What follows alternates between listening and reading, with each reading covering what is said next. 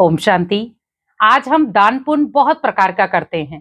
दान पुण्य करने से हम सोचते हैं कि हमारे कर्म श्रेष्ठ हो जाएंगे, लेकिन हमें दान पुण्य क्यों करना चाहिए और साथ में दान पुण्य कैसे करना है और कब करना चाहिए और किसको करना चाहिए। क्योंकि आज हम दान पुण्य करते हैं, कई बार वो दान पुण्य पाप के खाते में भी चला जाता है, पाप कर्मों में भी चला जाता है। अब हम सोच रहे हैं कि वो कैसे।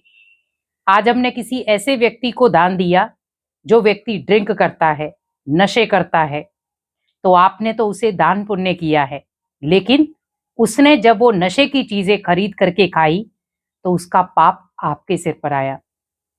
तो हमें दान पुण्य सोच समझ कर करना है, क्योंकि दान पुण्य करना श्रेष्ठ कर्मों में गिना गया है। लेकिन उस दान पुण्य की विधि को थोड़ा सा हमें समझने की जरूरत है। अब हमें दान पुण्य किसको करना है, हमें ये देखना है जिस आत्मा को जरूरत है। मान लो शरीर के अंग नहीं है, वो ना तो पैरों से चल सकता है ना हाथों से कार्य कर सकता है। कई बार किसी का एक पैर नहीं है, एक हाथ नहीं है, तो शरीर अनबैलेंस है। आप उस आत्मा की मदद करें, उस आत्मा को दान दें जो जीवन में कुछ कर नहीं सकता, तो उसका ओनली आप ही सहारा हो। तो वो आत्मा जब आपको दुआएं देती है तो वो दुआएं आपके जीवन को श्रेष्ठ बनाती हैं और आपके पाप कर्मों को नष्ट करने में मदद करती हैं, और वही पुण्य गिना जाता है। आपने दान ऐसे व्यक्ति को किया है जिसको टू मच जरूरत थी उसकी। इसीलिए कहा भी जाता है दान सोच समझ कर करो, क्योंकि वो दान गुण दान भी है, शक्तियों का दान भी है और दान महादान भी है। और हमें वो कब करना चाहिए, हमें ये नहीं है कि जब हमारा टाइम होगा, मान लो त्योहार आए या कोई ऐसी चीज आई तब मुझे दान करना है।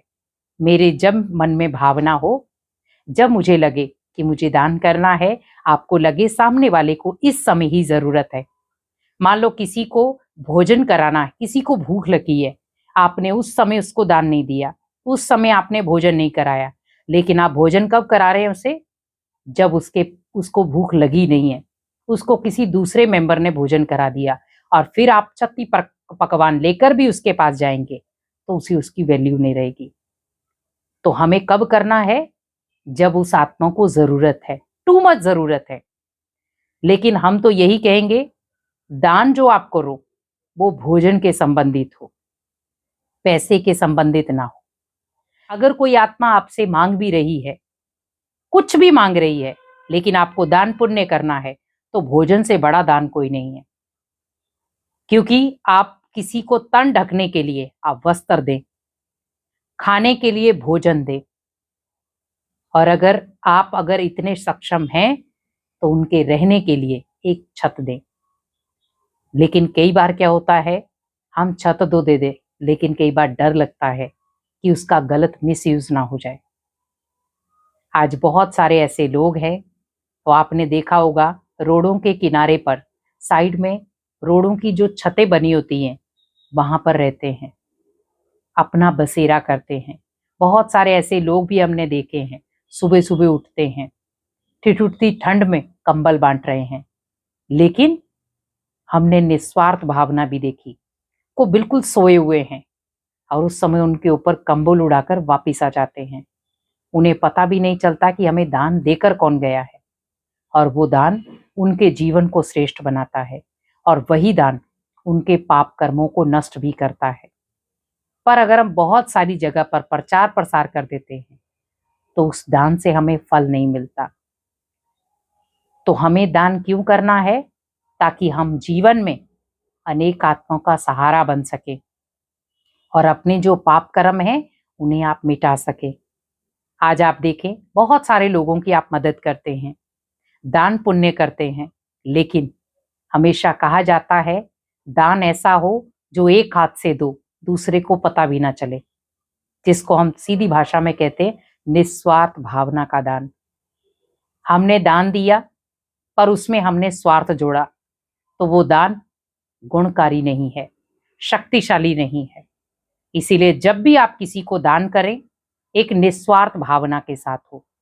पर हम आपको यही कहेंगे दान आप ऐसे करें जिससे वो व्यक्ति मिस यूज ना कर पाए, जैसे आप धन देते हैं वो मिसयूज करता है, लेकिन वही आप अन्न देते हैं तो मिसयूज करने का ख्याल भी नहीं आएगा। तो मैं आपको ये नहीं कह रही हूं कि आपने गेहूं दे दिया, आटा दे दिया, चावल दे दिया, आप उन्हें भोजन कराओ। और अगर ऐसा भी लगे पूरे परिवार के लिए, सपोज वो कहे मेरे घर में 4 सदस्य हैं, मुझे उनके लिए भी भोजन चाहिए, तो आप भले अपने घर में उनके लिए भोजन बनाओ और पैक करके उसे दे दो। जब आप कहीं सफर में भी जाते हैं तो पैक करके लेके जाते हैं, लेकिन आप उसे जब न्योता देते हैं, धन देते हैं, हमने कई ऐसे भी देखे हैं, गेहूं लेकर गए, तेल लेकर गए, आटा लेकर गए और बेच देते हैं। कपड़े कोई देता है वो बेच देते हैं। हम तो दान पुण्य ही कर रहे हैं, हम तो श्रेष्ठ कर्म ही कर रहे हैं, पर सामने वाला उस चीज को नहीं समझ पा रहा है। क्योंकि नशा एक ऐसी लत है जो व्यक्ति इजीली नहीं छोड़ सकता। तो वो क्या कर रहा है, मुझे इतने रुपए दो। कई देखो, आपने देखा होगा बहुत सारे लोग जब मांगते हैं तो क्या कहते हैं, मुझे 10 रुपए दे दो, 20 रुपए दे दो, 5 रुपए दे दो। आखिर वो करेंगे क्या? आज हमने छोटे छोटे बच्चे भी देखे हैं जो मांगते हैं और फिर वो गलत आदतों के शिकार हो जाते हैं। हमें ये ध्यान रखना है कि हमें दान पुण्य कोई ऐसा नहीं करना है जिससे हमारा पुण्य ना हो, पाप जमा हो जाए। दान पुण्य करो, कोई ऐसी नहीं है कि दान पुण्य नहीं करना चाहिए, और ऐसा करो जो आपके जीवन को श्रेष्ठ बनाए और हमेशा आपको शक्तियां दे। क्योंकि जीवन में बहुत सारी ऐसी आत्माएं आपसे मिलेंगी और आप उन्हें देखेंगे जिनको आपकी मदद की सख्त जरूरत है। तो आप भले उनके तन को ढकने के लिए वस्त्र दें। अगर जहां पर वो सोते हैं उनके पास अगर सोने का कहीं सही सामान नहीं है, आप उन्हें वो सामान दें ताकि वो इजीली सो सके। और देखो कई ऐसे हैं, गर्मी है लेकिन ना तो कूलर है, ना एसी है, ना पंखा है, तो आप उन्हें कुछ ऐसा सुख साधन दो जिससे वो गर्मी में भी राहत ले सके।